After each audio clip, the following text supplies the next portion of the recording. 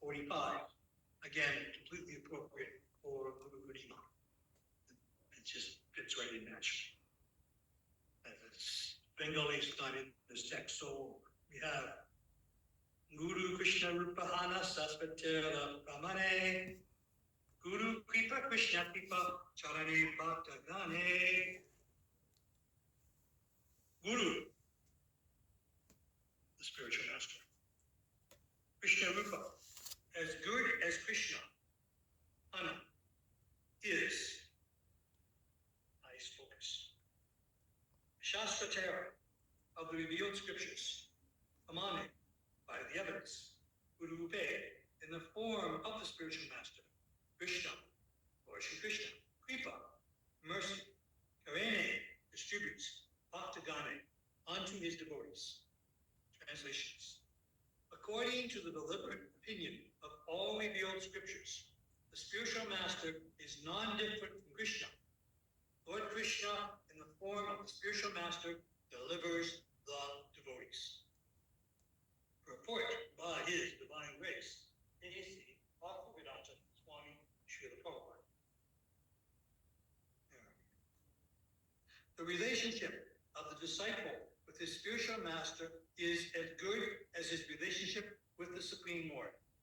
The spiritual master always represents himself as the humblest servitor of the personality of Godhead, but the disciple must look upon him as manifestation, representation of Godhead.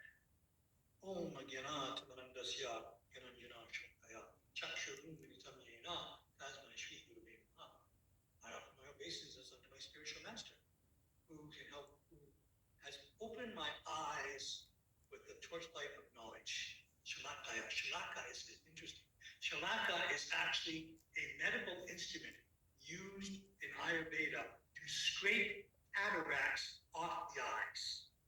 Those who don't know, cataracts are calcium buildup right on the eyeball. And if you don't cure it, your eye will go pale blue and that eye will become blind. But the shalaka, the proper surgeon literally scrapes the eye clean of the disturbances that inhibit our vision.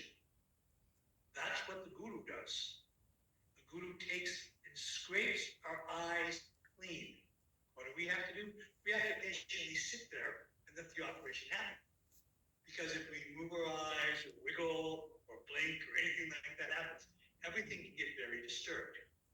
But the spiritual master is forcefully cleansing our eyes with shalakaya, with the shalaka, with this instrument to clean the eyes for better vision.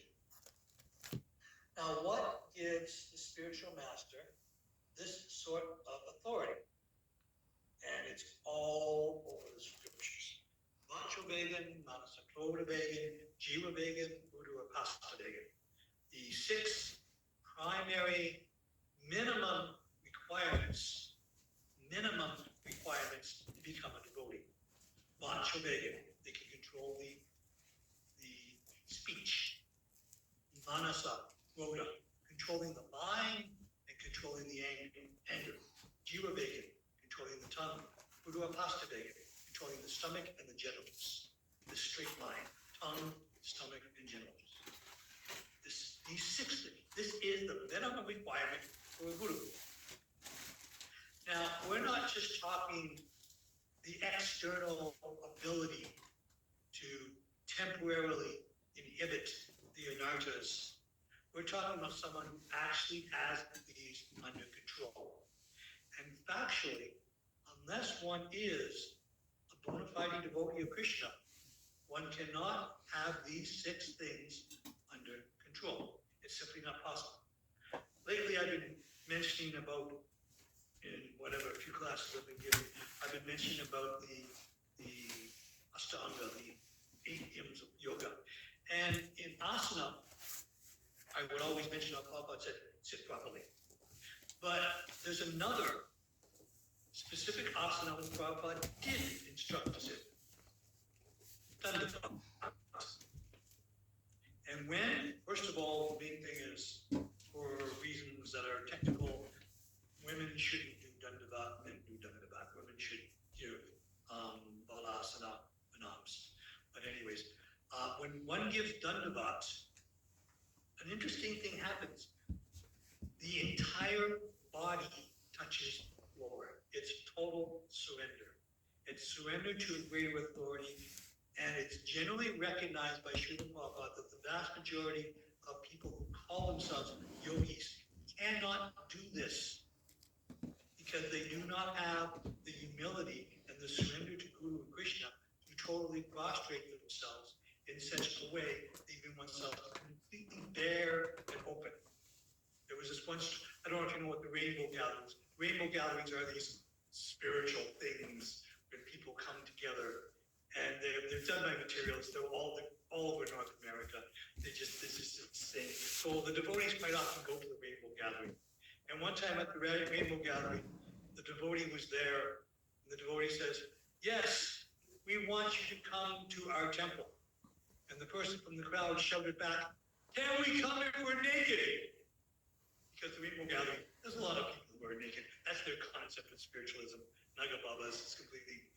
And the devotee replied that, "Yes, but you must be naked, not your body. You must be totally expressed and exposed. You must be totally revealed to Krishna. That's why you come. That is real naked." So this is the intelligence that Krishna gives the devotee. But if we look at so many pastimes where it's difficult for the disciple to surrender to the Guru. The one that always comes to mind recently is Lord Indra after Govardhana Hill. When Indra bows down to Krishna, it's described in the text, the top of his crown touched the ground, not his head. He was surrendering, but he was not giving up his position. He was maintaining his level of authority. He was maintaining his identity as Indra rather than Nitya Krishnadas. However, Maharaj Paruda, when he wanted to meet Lord Chaitanya, he gave up his crown. He gave up everything. He was willing to surrender everything. And when he bowed down, it was his head that touched the ground, showing that his pranams were actually far superior than what can be done by most of the devatas, because it's almost always described when they are bowing down to Vishnu or Narayana and Krishna, their crowns are touching the ground, not their heads. No, the head. The head, because if you're touching with your crown, yes, I'm bowing down to you, but I'm holding on to my material authority. I'm holding on to my material position. I am writing all these checks to the temple, but I am not surrendering to the temple. I am giving all these things, but people will think I am so great, but I am missing the mark just by that much because I am not actually surrendering me. Which then brings us, there's 12 months, there's 12 Purnimas every month, every year. There's 12 months a year, sometimes there's 13, but there's 12 months a year. And generally, especially in India, when you say Purnima, they only think about Guru Purnima. They forget the other 11. They don't think about Gaura Purnima. They don't think about Balaram Purnima. They don't think about Krishna Rasa Yatra on Purnima. They don't think about Balaram Rasa Yatra on Purnima. When you say Purnima, they immediately think Guru Purnima. And to many of those people, they are so lacking in personality that it doesn't matter when the Guru is actually born. His birthday is going to be celebrated on Guru Purnima. Because Guru is one. And I will be one with Guru. So someday I will be Guru, and this will be my birthday also. But it's the birthday of Vyasadeva. It's the birthday, of Vyasadeva. It's the birthday of Vyasadeva. And he is acting as Guru under the instruction of his Guru, who is Narada Muni. And Narada Muni directly got instruction from Brahma. And Brahma started the whole thing with direct instruction from actually Krishna. The Brahma Samhita. Vishnu did not utter those words. We know from the Brahma Samhita, those words came from the mouth of Adi Sarasvati. Adi Sarasvati. Yeah. The transcendental Saraswati, not the Saraswati of the universe. She uttered those words. That's explained in text 24 of the Brahma Samhita. Tapa tapa, yeah. Because she's not created. She's a Shakti. She's an energy of Radharani. She's eternally existing. She exists before creation. She was not, she's not, it's explained in the Brahma Samhita. Those sounds are coming from her mouth. That's the understanding we have from the Brahma Samhita, translated by His Divine Grace, Bhaktisiddhanta Saraswati Thakur Prabhupada. That it's Adi Saraswati, or Divya Saraswati, the transcendental form, who utter those words. But again, we have the succession. Tadvidi Pariparina Paripatina Sevaya, who protects anything and getting us at the darshan. Approach the spiritual master. What do we have to do when we approach the spiritual master? Two things. That verse tells us to do two things. Render service and inquire submissively. And then, getting us to darshanam, this person will give us truth, will give us knowledge, because they have seen the truth. So Guru has seen the truth. When Prahlad Maharaj was looking at the pillar, and Hiranyakashipu said, "Is your God in that pillar?" Prahlad Maharaj looked at the pillar and said, "Yeah, I can see Nishikana. He's right there. I can see him. I've seen the truth. He's right there. He's completely there. There's no question. He's there." It was not an allegory. It was not a trick of the mind. He saw Nishikana in the pillar. He actually saw that. And so the Guru sees Krishna. He sees Krishna in the form of the Namarup. He sees Krishna in the form of the Murti. He sees Krishna in the form behind all the workings of the universe. He sees Krishna everywhere. And because he sees this, these 6 urges described in the Upadesha Gita are controlled, but they are controlled because the Guru is surrendered unto Krishna, not because of some effort by the Guru. Initially, since we have, the mind is chanchalam, the mind is going everywhere. Because the mind is going everywhere, then we have to actively make the effort to focus and control the mind. When we get sufficiently advanced, there will be no need for effort, because our life will be so full of Krishna, the mind will be naturally controlled. His Grace Ainga Prabhu, in his kirtan classes, would say, when you're going to lead a kirtan, you should be using the same raga for 3, 4, maybe 6 hours. That's about how long a raga is. It was quite common, and still happens a lot. Mangalarti is 25 minutes. For some reason, the devotee needs 9 tunes to get through Mangalarti. It's only 25 minutes long, and a senior devotee, expert in kirtan, with a controlled mind, tells us 25 minutes you should be able to do that. You shouldn't have to change tunes all the time. It's not necessary. In fact, when we see someone who is constantly changing tunes during leading a kirtan, we can understand their mind is actually not fixed. Their mind is actually not controlled. Their mind is still very chanchalam. They're attempting to use the holy name, but they're missing one key detail. When chanting kirtan, leading Sankirtan, one should be very steady and very focused and stay on one tune. I remember this one Harinam in China. It was so funny. It was a short Harinam. It was only about 4.5 hours long. But we were there, and the leader used the same melody, the same raga, for 4.5 hours. And so this one man walked across the street and he looked at us. And he came back about 20 minutes later and says, "Do you guys ever change your tune?" And he came back about an hour later and says, "You're still singing the same tune?" Which I showed him that. "We changed it, but you left and you missed it." We didn't change the tune at all, but, and he laughed, and actually eventually came over and took a book.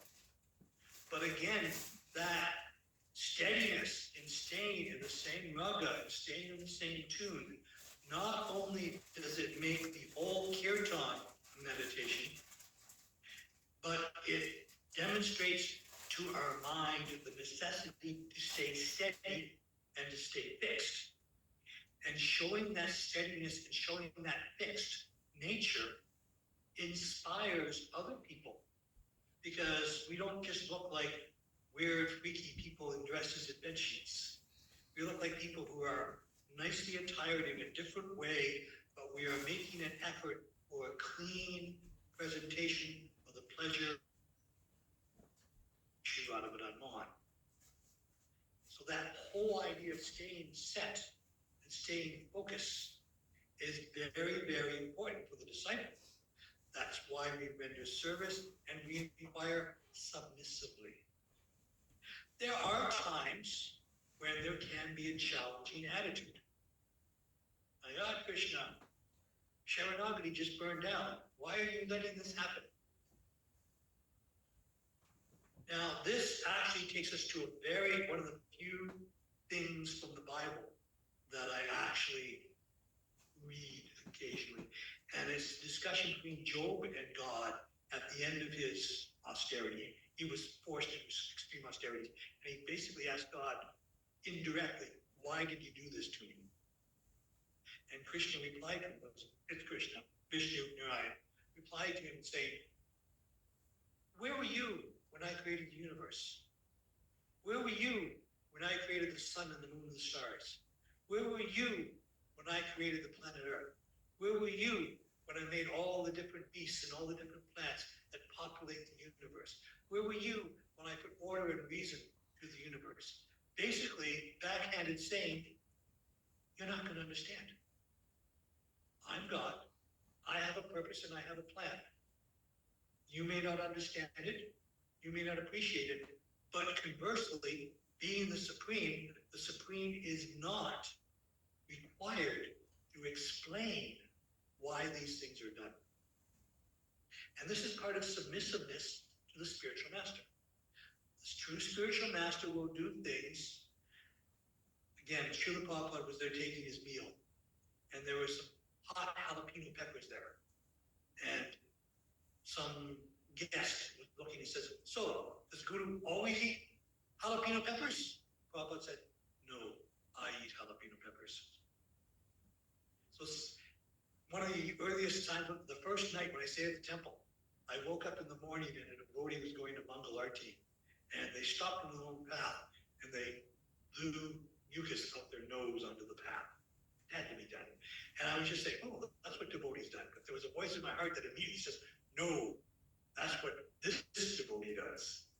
So we have to understand that Guru is connected, and Guru is one in purpose. Guru is one in message. Guru is one in receiving service, but Guru is also diverse. Vandeham Shri Guru, Shri Yutapatakalam Shri Gurun Vaishnavamscha. There's the Guru, there's the Gurus, and there's the Vaishnavas. And there's diversity. The Christians are notorious. They will say, oh, you're worshiping many, many gods. Well, what about your God? He's got 3 parts, but he's one. And so you can do that, but we can't. So Guru is diverse, but they are one in purpose. They are one in goal. They are one in connecting us with Krishna.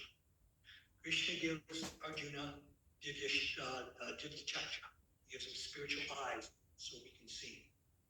And using the Shalaka, the spiritual master is also making serious attempts to give us those spiritual eyes so we can see.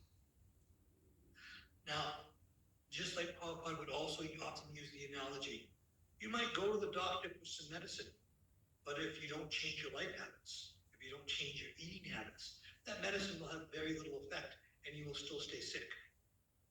So the spiritual master is giving us a prescription.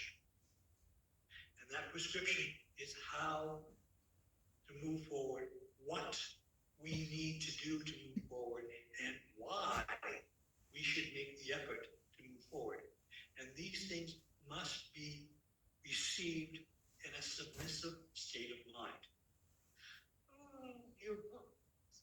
guru get his own glass of water? Can't the guru do his own laundry? No, the essence of service is that the spiritual master looks after my spiritual needs. Therefore, I look after the material needs of the body, the spiritual master. I make sure the spiritual master has clean clothes. I make sure the spiritual master has proper food and diet. I make sure the spiritual master's schedule is organized and together so he's not wasting time with trivials. I make sure that the people who come to the spiritual master at least have some level of acceptance that there's something different about him. So they show up, at least some iota, some small portion of respect. So they're not wasting his time in a challenging road. But even if they do come and they start challenging, as what happened with Srila Prabhupada in Montreal in 1968, the man at the back of the room was screaming and yelling at Srila Prabhupada. After the lecture, the disciples were sorry, Srila Prabhupada. Oh, I must have done something to him in my last birth. It's of no great import. And it's not important because it's still, all the insults are directed at the body. All the slanders, all the cruel words. You guys look funny. You guys shave your head. What's that? Is that bird poo on your forehead? All these insults are not directed at us. They're directed at the material body. And the position of the spiritual master, again, we sing it every morning at Mangal Arti. Sakshadari Tvena Samasta Shastra Uktas Tadabha Yata Deva Sadhi Chintu Pabor Yapraya Evatasya Mande Guru. It's interesting because that's one of the verses where a little bad pronunciation changes the whole meaning of the verse. Sakshadari, the spiritual master, is directly Krishna. Sakshadari Kvena Samasta Shastra. Sakshadari Kvena. Now, the Kvena. Usually when the Lord is singing it, we are saying Sakshadari Kve Nasamasta Shastra. That's saying that spiritual master is not recognized by the Shastra as non-different from Krishna.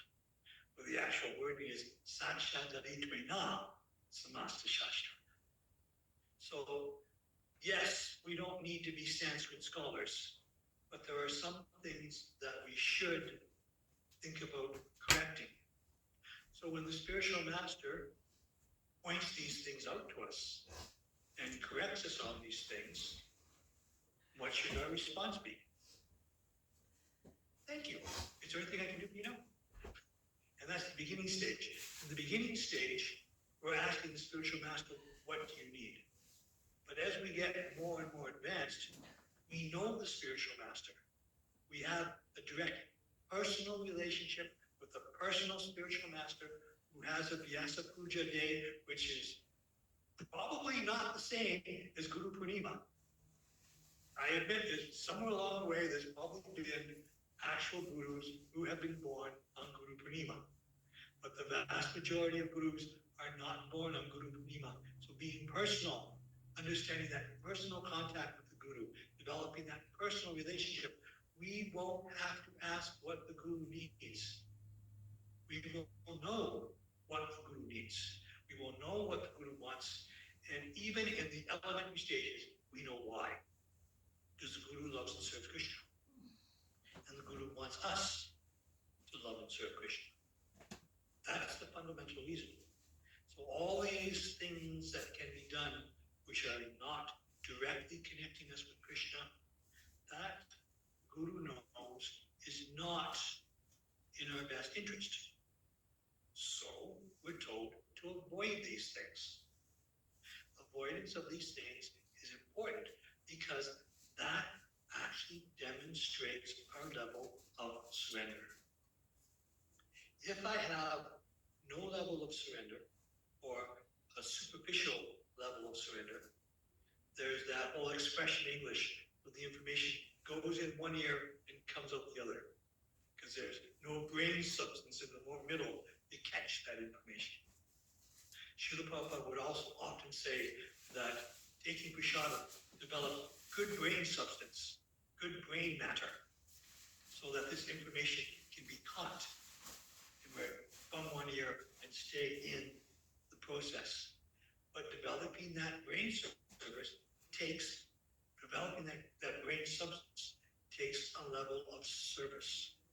Service to the Vandeham Shri Guru, Shri Yudapadakalam Shri Gurun, Vaishnavam's Cha. Worship to, service to the Guru, service to the Gurus, and service to the Vaishnavas. Again, that takes us back to the Kanishta Adhikari. The Kanishta Adhikari sees himself, Guru, and Krishna, and nothing else. Spiritual tunnel vision. Spiritual tunnel vision. Tunnel, T-U-N-N-E-L. Tunnel vision. Tunnel vision. When you're driving down a tunnel, you can look there, but there's nothing to see. Or I'm sure most of us at some time have taken a cylinder from inside the paper towels and looked down it, or you can look through a telescope where all your vision is focused there, and everything out there simply ceases to exist because you have that extreme focus. Yes, we are focused on the goal. At the same time, in our service attitude, we should be assisting ourselves and others towards achieving that goal. So we need to have the broader vision of seeing everything and moving everything towards Krishna. That is the vision we need. We need to get past the tunnel vision. And how do we get past that tunnel vision? By getting our eyes scraped clean by the spiritual knowledge and the spiritual mercy handed down by the Guru. There was this one so-called Guru. He was from India, but he gave this story how one day he was sitting beside his Guru, and all of a sudden there was an exchange of electrical energy, and his Guru collapsed. And then he woke up, and his Guru was crying, saying that his Guru had given all his Shakti to his disciple, so now he was no longer Guru. To which Prabhupada, quote, rubbish. Because spirit, in the material world, 1 minus 1 is 0. There is no 0 in the spiritual world. And there is no minus in the spiritual world. Everything is additive. Everything is ever increasing. Everything is moving forward. So when the spiritual master gives us knowledge, that's actually 1 plus 1. In some cases it might not be 1, but let's keep the math simple. So it's 1 plus 1, and that is still increasingly 1. 1 and 1 is 1 in the spiritual world, because one person and another person, there's still 2 people, but they are 1 in their focus. They are 1 in their goal. They are 1 in their understanding. They are 1 in their comprehension. They are not necessarily 1 in specifically how the service is carried out. We are not robotic creatures where everybody moves exactly the same way and looks exactly the same way and talks exactly the same way. That's never going to happen because every jiva is a distinct individual. And some level of that distinct individuality is manifest even when we are in our dormant sleeping state, and it's actually our ahankara that is activating and running the body. Still, some manifestation of our individuality is there. But that being the point, in that individuality there is unity, because we are all together. A single twig can't do that much. But if you get many twigs and tie them into a strong bundle, it's almost as strong as a tree.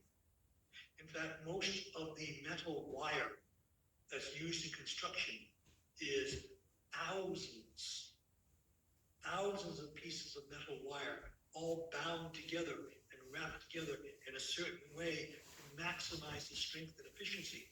And that many small cables, when you do the construction, they call it one cable. Even though it's not one cable, it's many cables in a bundle, but it's referred to as one cable. So Guru is 1, Guru is one in that they are presenting one idea, one concept. We're not changing anything Srila Prabhupada said. We are not altering it. We are not falsely additioning. There are some things every little bit. In Italy, they offer the deities pasta. It's handmade pasta, it's handmade sauce, it's fine. One time someone came from Gitanagari and they brought a big block of devotee-made Western cheese. So for a couple of weeks, Manan Mohan had Western-style cheese because it was made by devotees for the deities. There are some things which happen in Indian culture which we can incorporate into ISKCON. There are some things in Indian culture which we can't. There are some things in European culture which can be added to Krishna consciousness without changing the essence. There are things that cannot. And that's true of every culture around the world. The Brahmana is able to take the gold even from an unclean place because they understand Yukta Vairagya. I don't own it, it belongs to Krishna, let's use it in Krishna's service. But again, that creates a diversity in singularity.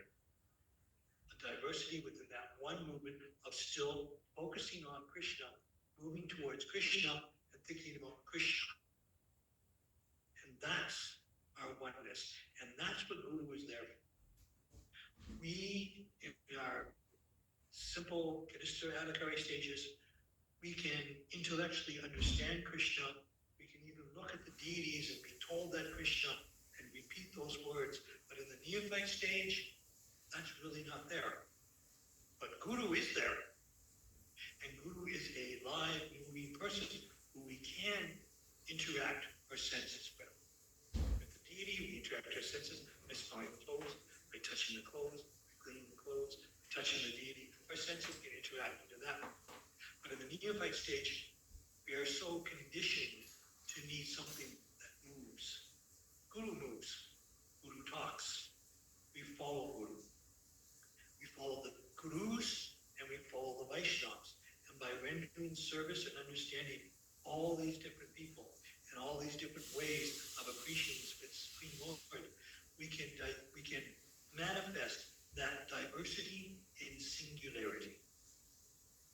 In the Brahma Samhita, to try and explain the position of Krishna, Bhaktisiddhanta Saraswati Thakur Prabhupada uses a very archaic English word, M-O-I-T-Y, moiti. He refers to Radha and Krishna as moiti. Moiti is something which is distinct and unique in itself while simultaneously being intimately connected to a greater whole. So Radha and Krishna, they are separate, but they are always connected. So he used the word correctly, M-O-I-T-Y, moiti. You will find this word in the Brahma Samhita, where Radharani is not Krishna, and Krishna is not Radharani, but they are, and they all are together eternal. And that's the whole concept of the moiti. Some piece of machine which is distinct and unique. It could even be argued that Krishna's true Bhagavan Swayam. It is part of a whole mantra. But when you move that line from the mantra, it actually becomes a sutra. It's a specific type of sutra called a Paribhasa Sutra, where it's part of a mantra, but simultaneously being part of the mantra, it can exist separately on its own. Krishna's Bhagavan Swayam. It's a Paribhasa Sutra. It's part of a mantra. It's not a mantra on its own. Om Namo Bhagavate Vasudevaya is a mantra on its own. Interestingly enough, it also works as a sutra, but it's a mantra on its own. So that idea of the Paribhasa Sutra, something which can stand on its own, but at the same time is intricately connected to a greater whole, that's the moiti. And that's Radha and Krishna, and that's us also. We are meant to be connected with them intimately, eternally, without motivation and without mediation. That's our position.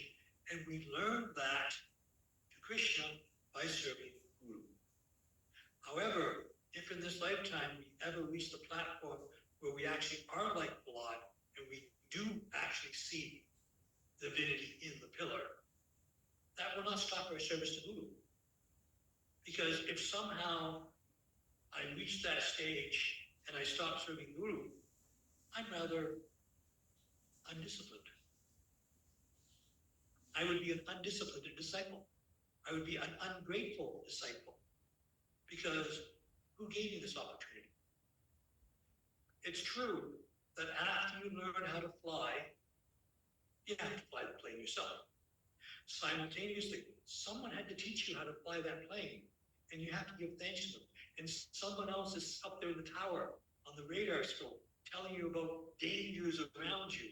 That's like the other Vaishnavas, the other gurus, warning us of possible dangers and possible interactions. What should we avoid? Where should we go? Where is the weather bad? Where is the weather not bad? All these things, they're there because of Guru, Gurun, and Vaishnavas. Plural, multiple Guru.